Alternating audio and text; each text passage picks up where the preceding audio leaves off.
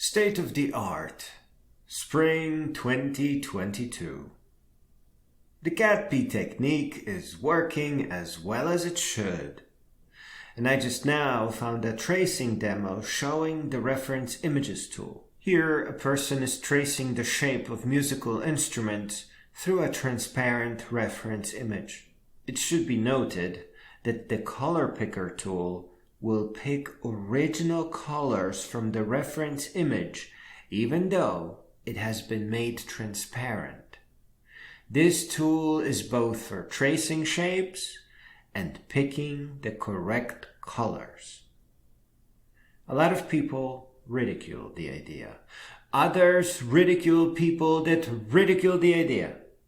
Discouraging people from art is a very toxic thing to do. So this fantastic art technique also doubles as a method for detecting all the elitist, batshit crazy monsters in the room. No one is allowed to tell someone that what they are doing is not art and that they are not an artist. Because that is like asking someone to quit laughing. Art is a very important part of the human condition, and we are all born artists. Above all else, this meowwrvelous technique is a real teacher, because the more you work with it, the more you will be able to handle. You simply become more curious about art and your artistic abilities, which are great, and this system proves it. The more you learn about art, the more it will call to you. Now onto the more detailed review of the first steps I personally took. The idea that all my artworks should be square, in part because I can make a bigger and more interesting square with each 9 works. If you absolutely need a rectangle, use up 6 of your squares, a 2x3. This way you can still continue the tile work square. This will enhance your portfolio, and if you make your coffee book or your art book square, it will absolutely add to its beauty. My idea of using animator pink as a background color may not be so good, not always.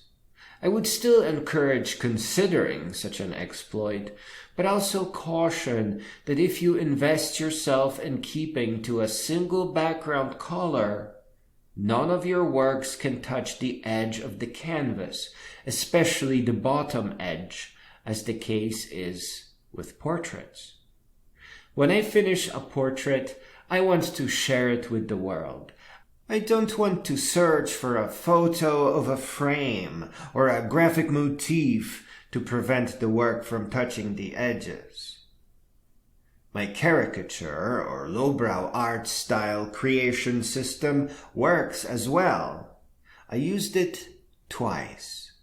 But realistic portraits are so much more beautiful that I can't bring myself to do caricatures, at least not first.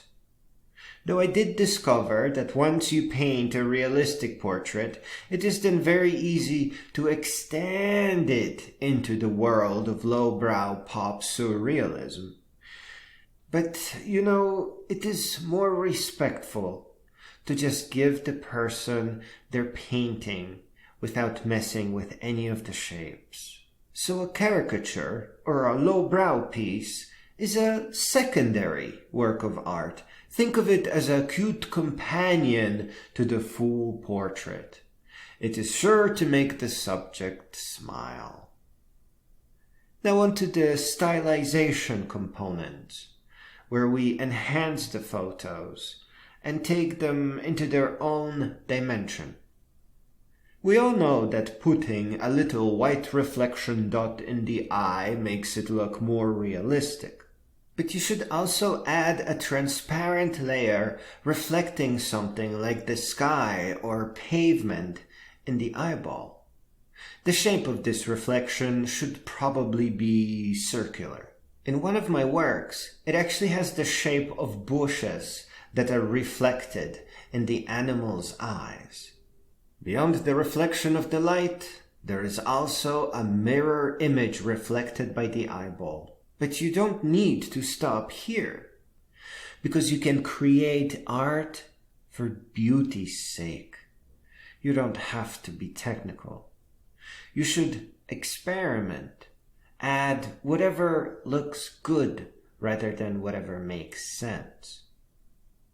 Skin has reflections too, and the best place to see that is 3D models in Blender. The highlight occurs at the tip of the nose, the cheekbone, the lip, the upper lip, and the forehead, and maybe the chin. Be mindful of it when looking through other people's art. Once you begin noticing it, adding it into your own works will become second nature. It makes the digital portrait come alive, and if it does not work for your client, you can always turn it off. Please explore selective focus and tilt shift effects as well. When painting on a physical canvas, you have to commit to certain things. You can't explore past a certain point because there are points of no return in the physical world where you simply can't click undo. On a digital canvas, you can blur a layer or two just to see what happens, just to experiment with the feel. If it works out, you will get to add great depth to your painting. It will look very pretty. I am currently learning fabric folds and using sunlight with darker or dim photo reference. It is easier than it sounds, and like my caricatures, I will be assembling everything in GIMP via photo editing. This is also an area of painting where I will apply a custom color theme to my paintings, be it changing the color temperature as a whole, or using a new palette in different places. Like with everything else, this is firmly seated in a sturdy photo reference foundation, so there is no chance of getting stuck here. It's all about exploration and inventing new things, and eventually getting to a place that no one has yet visited. There is already light and color here that is not of this world. Again, you are an artist. Stretch a transparent reference image over your entire canvas and let it take you on an adventure towards worlds and universes of your own creation.